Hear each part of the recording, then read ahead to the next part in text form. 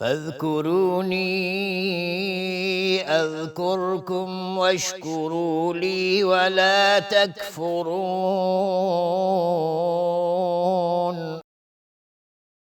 پس به یاد من باشید تا به یاد شما باشم و شکر مرا گویید و کفران نکنید. بسم الله الرحمن الرحیم. الحمد لله رب العالمین و الصلاة والسلام علی سید المرسلین سیدنا و نبینا محمد و علی آله و صحبه اجمعین. با عرض سلام و درود خدمت همه شما بینندگان عزیز و محترم در برنامه‌ای که تقدیم حضورتون میشه با عنوان نیایش و ستایش. امیدوارم که صحیح و تندرست باشید و الله متعال زبان شما رو، قلب شما رو و روح و روان شما رو با ذکر خودش، نیایش خودش و ستایش خودش زنده نگه بداره. حیات ما، زندگی ما و موفقیت و رستگاری ما در دنیا و آخرت در گرو هدایتی هست که با ربط پیدا کردن با پروردگار عالمیان میتونه محقق بشه. ارتباط ما وقتی که قطع شد یعنی غذای ما قطع شده. رابطه ما وقتی که قطع شد یعنی اینکه قدرت و توان ما در زمینه‌های مختلف سلب شده. رابطه قطع میشه و قدرت سلب میشه.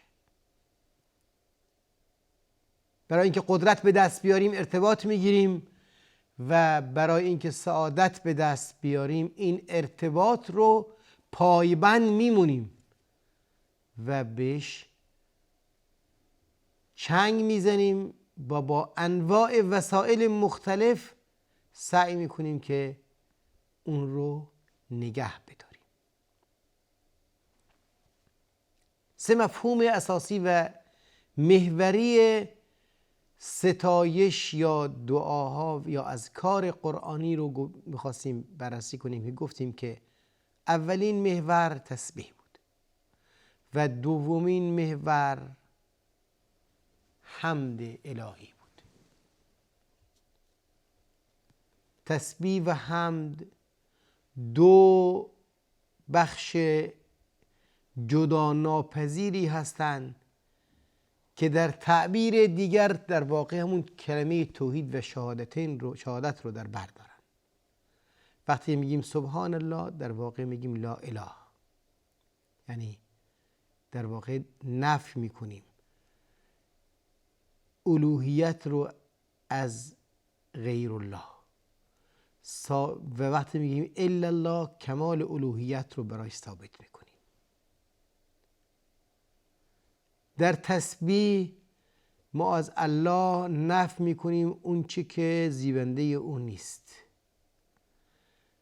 چی میخواد نسبت صفت به او رو به کسی بدیم یا صفت مخلوق رو به او بدیم یا عملکرد ناشایستی رو در قبال او داشته باشیم.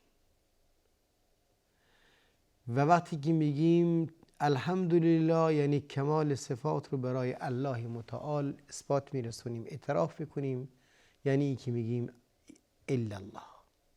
در واقع لا اله الا الله قائم هست بر سبحان الله والحمد لله و سبح بحمد ربک. یک سکه درویی هست که یک روش نوشته سبحان الله والحمد لله و بخش دوم نوشته لا اله الا الله. در نتیجه این 2 مطلب سبحان الله والحمد لله و لا اله الا الله ما الله اکبر رو داریم.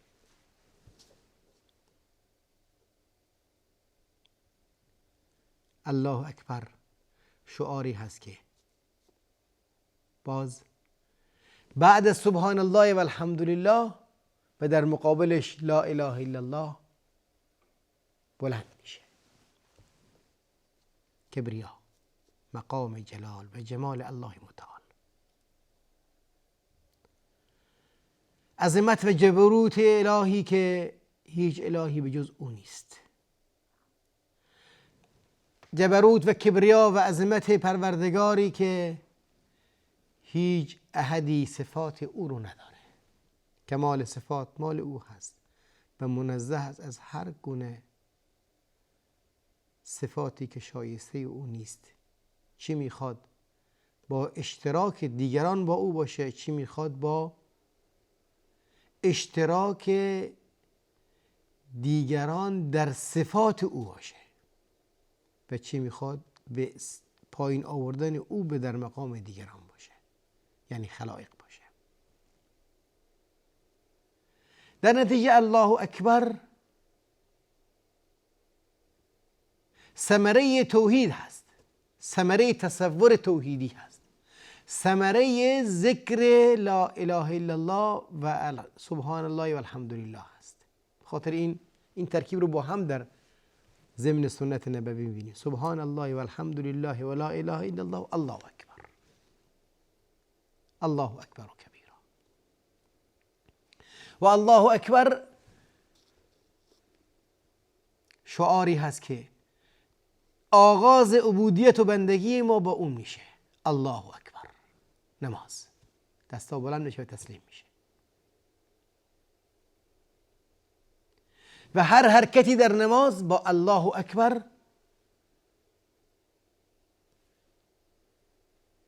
تغییر و تحول درش ایجاد میشه. در قرآن کریم تکبیر یا الله اکبر به طور وصفی در موارد معدودی اومده، چون پایه و اساس او این مفهوم در تسبیح و در تحمید است و این ذکر الهی در سنت و در عملکرد عبادی ما بسیار زیاد است. اذان ما با الله اکبر شروع میشه و به همون صورت انتها پیدا میکنه، مکرر. و الله اکبر هست که بر لا اله الا الله قائم است. اون کسی که لا اله الا الله رو با عمق مفهوم و معنا و شناخت به زمان آورد، به طور طبیعی میگه الله اکبر. واژه اکبر که در این جمله به عنوان یک خبر به لفظ جلاله یا الله نسبت داده میشه و این سه ذکری که ما گفتیم، چه سبحان الله بود، چه الحمدلله بود، چه الله اکبر، همین جمله هست، کلمه ای نیست. که گفتیم، بارها گفتیم که اذکار نبوی و اذکار قرآنی الفاظ تک نیست، مفاهیم و جمله های پرمعنا و عمیقی هست که هرچی ما تأمل بکنیم و بگیم کم گفتیم و کم به عمقش رسیدیم. الفاظی که دی میگن بدونی که بفهمن باش میرقصن، اینا ذکر نیست، اینا به اسم مسخره گرفتن و استهزا کردن ذکر الهی است، تمسخر ذکر الهی است. ذکر الهی در وصف کمال پروردگار متعال محقق میشه که وصف او باید در قالب جمله های کاملی باشه که افضل و ذکر لا اله الا الله است و به همین صورت پایه لا اله الا و اساسی که لا اله بر اون قائم هست سبحان الله و الحمد لله است. ثمره ای که اینها میده در هر زمینه الله اکبر است. الله اکبر در هر حرکتی، در هر فعالیتی جایگاه خاص خودش رو داره، تا اینکه بر اساس کبریا و مقام و جلال رب ذوالجلال وظیفه شناسی و فعالیت و عملکرد روزمره خودمون رو پایبند بمونیم، از وظایف خودمون غافل نمونیم. تکرار الله اکبر به این معنا هست که به هر اندازه یک موضوعی عظمت و کبریا بر ذهن ما داشته باشه، به همون اندازه به ما انشغال ذهنی میده. به هر اندازه موضوعی مهمتر باشه، بزرگتر باشه، به همون اندازه ما رو به فکر و هم و غم وامی داره، حتی خواب رو از ما میگیره. وقتی که کبریا و عظمت الهی رو با تکرار دائم و ثابت در ذهن داشته باشیم، به طور طبیعی نمیتونیم غافل بمونیم از عبادت او، نمیتونیم غافل بمونیم از نظارت او، نمیتونیم غافل بمونیم از عدالت او، نمیتونیم غافل بمونیم از غضب او که هیچ احدی نمیتونه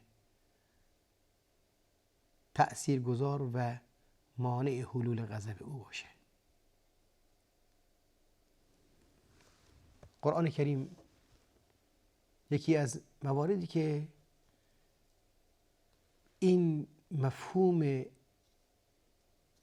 ذکر رو میاره یا این مفهوم نیایش رو میاره در قرآن کریم در سوره بقره هست، در ارتباط با ماه رمضان میگه شهر رمضان الذي انزل فيه القرآن، شهر رمضان الذي انزل فيه القرآن هدى للناس و بینات من الهدى والفرقان. این ماه رمضان همون ماهی هست که درش قرآن نازل شد، هدایت هست برای مردم و روشنگری هست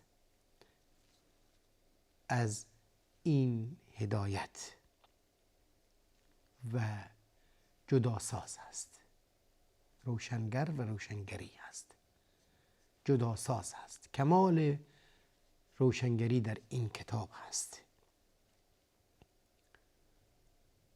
برای این که از این روشنگری بهره بگیریم، فمن شهد منکم الشهر فلیصم، روزه بگیره. کسی که این ماه رو دریافت روزه بگیره، و اون کسی هم که عذری داشت روزای دیگه رو جایگزینش بکنه تا اینکه اون زمینه رو در خودش فراهم بکنه. الله متعال براتون آسانی رو میخواد. یرید الله بکم الیسر ولا یرید بکم العسر. سختی براتون نمیخواد.